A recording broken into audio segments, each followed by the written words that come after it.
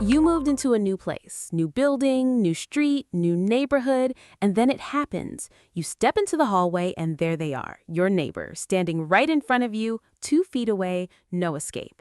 And your brain does that thing where it completely empties itself of every English word you have ever learned in your entire life. Every single word, gone. Just pure silence and a very awkward smile. And the worst part is that neighbors are not strangers you meet once and never see again. They are the people you share walls with, share hallways with, share laundry rooms and parking spaces and morning routines with. Getting this right matters in a way that meeting a stranger at a party simply does not. Because you will see them again, tomorrow, and the day after that, and every single day for as long as you both live there. Today on Next Level English, we are giving you 20 essential English phrases for every single neighbor situation. The first meeting, the casual hallway chat, the noise complaint, the favor, the boundary, all of it. Stay until the end because the final phrase today is the one that turns a polite neighbor into someone who genuinely looks out for you. And that is a kind of safety that money cannot buy. Stay. Welcome to Next Level English. I am Maya. And I am Tom, and today we are going home. We are going home, which is a deeply personal topic for me, because when I first moved into my building in a new city, I avoided my neighbors for 4 months. 4 months! I would listen at the door before leaving to make sure the hallway was empty. Oh, you were listening at the door. I was crouching, actually crouching to look under the door gap to see if I could see feet. This is the most relatable and also the most dramatic thing I have heard this week. I know, and it was completely unnecessary because the moment I learned the right English for neighbor conversations, everything changed. The awkwardness disappeared, the anxiety disappeared, and I actually ended up with neighbors who became genuine friends. And that is what we're building today for every listener who has ever crouched behind a door.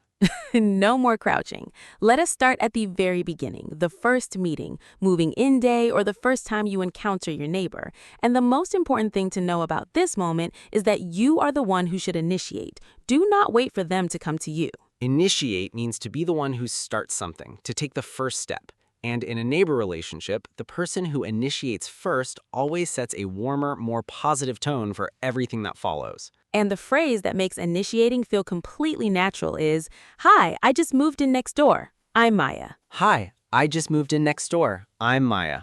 Say it. Hi, I just moved in next door. I'm Maya. Next door means the unit, apartment, or house immediately beside yours. It instantly tells your neighbor who you are and where you fit in their world. And it's warm because it's specific. You're not just any stranger, you're the person right beside them. Next door. Repeat it. Next door. Now, the most natural follow-up after introducing yourself is making the other person feel welcomed in the conversation. And the phrase for that is, "It's so nice to finally put a face to the name." It is so nice to finally put a face to the name. Say that. It is so nice to finally put a face to the name. To put a face to a name means to finally see what someone looks like after you've only heard about them or seen their name somewhere. Maybe you saw it on a mailbox, maybe someone mentioned them. This phrase tells your neighbor that they already existed in your mind before you met. That creates instant warmth. It is so nice to finally put a face to the name. One more time. It is so nice to finally put a face to the name. Now, once the introduction is done, the very next thing you want to do is open a line of communication for the future, because neighbors need to be able to reach each other. And the phrase for this is, "Feel free to knock if you ever need anything." Feel free to knock if you ever need anything. Repeat it. Feel free to knock if you ever need anything. Feel free to. This is one of the most generous phrases in English. It removes pressure completely. It says the door is open. There is no obligation, but the welcome is real. And "if you ever need anything" signals availability without promising anything specific. You're not saying "I will do anything for you." You're saying "the channel is open. Come to me." Feel free to knock if you ever need anything. Such a gracious sentence. Let's do our first role play right now. Moving in day, first encounter in the hallway. I'm carrying boxes. Maya steps out of her door. Oh, hi. I didn't know anyone was moving in. Welcome to the building. I'm Tom. I'm just across the hall. Oh, thank you so much. I'm Maya. I just moved in next door. It's so nice to finally put a face to the name. I saw your name on the mailbox downstairs. Oh, the mailbox, of course. Well, welcome. How are you settling in so far? Slowly, but getting there. It's a lot of boxes. Feel free to knock if you ever need anything, by the way. I mean, I'm surrounded by boxes, but I'm sure I can find a cup of tea somewhere in all of this. That's the best moving in offer I've ever received. And scene. Completely natural, completely warm. 3 phrases in under 60 seconds, and Tom already feels like someone worth knowing. Now, let's move into the everyday neighbor conversations, the ones that happen in hallways and lobbies and on the front step, the casual exchanges that build the relationship over time. These are the conversations that turn a neighbor into a friendly face, and the key to all of them is one essential skill in English, the art of the casual comment. A casual comment is a low-stakes observation about something shared in that moment. Not personal, not deep, just a light, warm acknowledgement of the shared reality you're both living in. And the most versatile casual comment phrase in neighbor English is, busy morning, is it not? Busy morning, is it not? Say it. Busy morning, is it not? This structure, a short observation followed by is it not, is a classic English conversation opener. It invites agreement, it invites a response, and it works in any shared space at any time of day. Quiet evening, is it not? Loud week, is it not? Beautiful Sunday, is it not? The structure stays the same, only the observation changes. Is it not? Repeat it. Is it not? Now, let's talk about something that's absolutely central to neighbor life, the favor. Neighbors ask each other for small things all the time. Could you hold this? Could you take this parcel? Could you feed the cat? And in English, the phrase that makes any favor request feel completely comfortable is, I hope this is not too much trouble, but... I hope this is not too much trouble, but could you keep an eye on my post while I'm away? I hope this is not too much trouble, but would you mind buzzing me in if I forget my keys? The favor itself changes, the opener stays the same, and the opener is what determines whether the other person feels happy to help or slightly put out. I hope this is not too much trouble, but one more time. I hope this is not too much trouble, but... Now let's talk about a vocabulary phrase that's absolutely essential for neighbor life. Keep an eye on. Keep an eye on something means to watch over something or someone informally, to notice if anything changes or seems wrong. It's one of the most commonly used expressions in neighbor conversations. Could you keep an eye on my flat while I'm traveling? Could you keep an eye on the front door today? Could you keep an eye on my dog for just an hour? Keep an eye on. Repeat it. Keep an eye on. Now let us go somewhere that most English learners genuinely dread. The difficult neighbor conversation, the noise complaint, the parking issue, the shared space problem. Because sometimes the person you share a wall with does something that affects your life and you have to say something. This is the neighbor conversation that people avoid the longest, and the longer you avoid it, the bigger the tension grows. So you need language that is honest but not aggressive, direct but not cold. The phrase that walks that line perfectly is, I wanted to have a quick word with you about something. I wanted to have a quick word with you about something. Say it. I wanted to have a quick word with you about something. To have a word with someone means to have a brief, private conversation with them, usually about something slightly sensitive. And quick signals that this will not be a long, dramatic confrontation. It will be short, clean, adult. I wanted to have a quick word with you about something. One more time. I wanted to have a quick word with you about something. And then once you have said that, the next phrase carries the actual message in the kindest possible way. I am not sure if you are aware, but... I am not sure if you are aware, but... Repeat it. I am not sure if you are aware, but... This phrase is brilliant because it gives your neighbor the benefit of the doubt. It says, I don't think you're doing this on purpose. I think you simply might not know. And when you approach someone that way, they are far more likely to respond well. I am not sure if you are aware, but the music is quite loud late in the evenings. I am not sure if you are aware, but your car is blocking the driveway. I am not sure if you are aware, but water has been coming through from upstairs. No blame, no accusation, just a gentle, considerate raising of an issue. I am not sure if you are aware, but... Genuinely one of the most useful phrases in English neighbor life. Now let's do our second role play. This one is the sensitive conversation. Tom is going to address a noise issue with his neighbor, Maya. Knocking on the door. Oh, Tom, hi. Everything okay? Hey Maya, yes, everything's fine. I just wanted to have a quick word with you about something. I hope this is not too much trouble. Of course. What is it? I am not sure if you are aware, but there has been quite a bit of noise coming through the wall late at night, around midnight or so. I work early mornings, so it has been a little difficult to sleep. Tom, I'm so sorry. I had no idea it was carrying through like that. My sister has been staying and we've been catching up. I will absolutely be more mindful of it. I really appreciate that. And honestly, I should have mentioned it sooner rather than letting it build up. I just didn't want to make things awkward between us. I'm genuinely glad you told me. Seriously, please always feel free to knock. Thank you. I really appreciate it. And scene.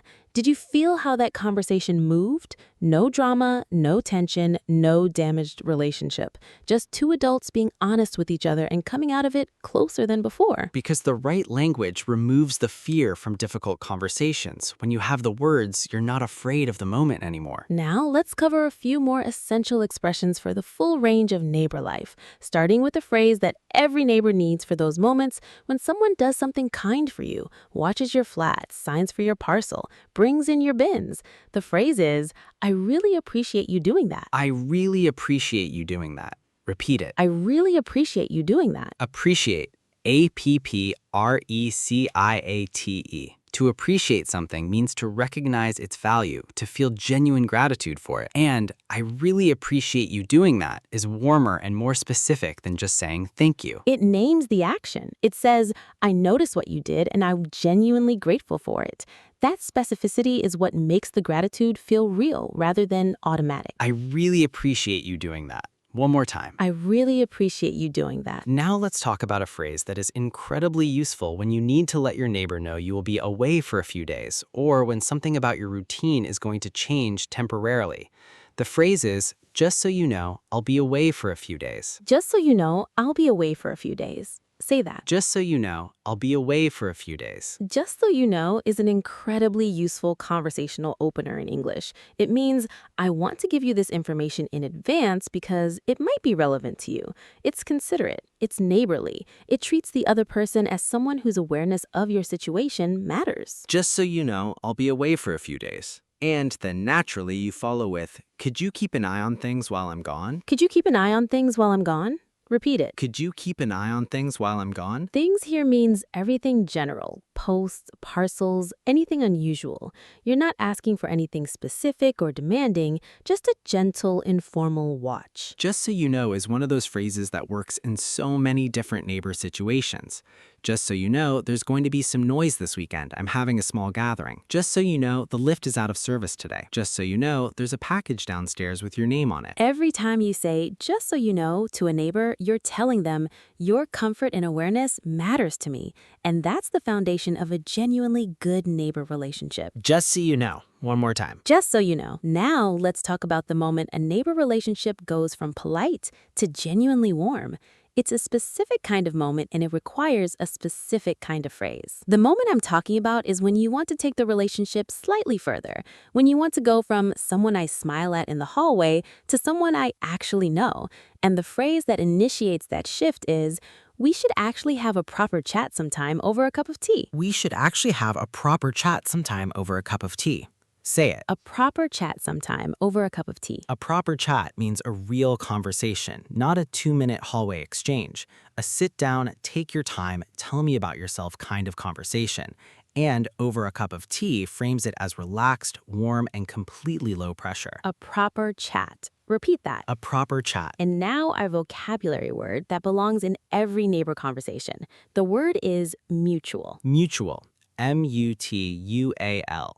Mutual means shared between two or more people equally. Both sides experience or contribute to it. And in neighbor life, mutual respect is the foundation of everything. And you can express this beautifully by saying, I think it's important we look out for each other. I think it's important we look out for each other. Repeat it. I think it's important we look out for each other. To look out for someone means to watch over them, to notice if something is wrong, to have their well-being in your awareness even when you're not directly with them. And saying, I think it's important we look out for each other to a neighbor is one of the most powerful community-building statements in everyday English. It transforms a transactional living arrangement into something genuinely human. Look out for each other. One more time. Look out for each other. And now our final phrase, the one we promised at the very beginning, the one that turns a polite neighbor into someone who genuinely has your back. The phrase is, it's really good to know that someone is there. It's really good to know that someone is there. Say it. It's really good to know that someone is there. This sentence is not about anything practical. It's not about parcels or noise or favors. It's about something much deeper. It's about belonging, about not feeling alone in the building or on the street or in the city you moved to. When you say this to a neighbor, you give them the greatest gift of neighbor life, the feeling that they matter, that their presence next door is not just neutral, it's actually good, actually reassuring, actually valuable. And in a world where people can live next to each other for years without ever really connecting, those words are everything. It's really good to know that someone is there. One final time. It's really good to know that someone is there. Final recap. Every phrase, every word, locked into your vocabulary forever. Hi, I just moved in next door. Your warm, confident first meeting opener. Next door. The immediate beside you. The word that makes you specific and real. It's so nice to finally put a face to the name. The phrase that creates instant warmth with someone you're meeting for the first time. Feel free to knock if you ever need anything. Opening the door to your neighbor relationship without pressure or obligation. Busy morning, isn't it? Your go-to casual comment for any shared hallway moment. Is it not? The tag that invites agreement and turns an observation into a conversation. I hope this is not too much trouble, but the respectful opener for any favor request. Keep an eye on. To informally watch over something while someone is away. I wanted to have a quick word with you about something. The calm adult opener for any sensitive neighbor issue. I'm not sure if you are aware, but the phrase that raises a problem while giving the other person complete benefit of the doubt. I really appreciate you doing that. Gratitude that is specific, warm, and genuinely felt. Just so you know, the considerate information sharing opener that tells your neighbor their awareness matters. Could you keep an eye on things while I'm gone? The polite, informal request that builds real trust. We should actually have a proper chat sometime over a cup of tea. The phrase that moves the relationship from polite to warm. A proper chat. A real sit-down, take-your-time conversation. Mutual, shared equally between two people. I think it's important we look out for each other. The community building statement that makes a hallway feel like a home. Look out for someone. To watch over their well-being informally and caringly. It's really good to know that someone is there. The final phrase, the one that makes a neighbor genuinely valued. 20 phrases, every situation covered, from moving in day to the noise complaint, to the moment a neighbor becomes something more. You're never crouching behind a door again. Never again, not ever. Subscribe to Next Level English because every week we bring you real English for the real moments of real life, the ones that happen at your front door, in your hallway, on your street. This is the English that makes a new place feel like home. And Tom, it's really good to know that someone is there. She did it again every single time. See you at the next level. Bye. Bye.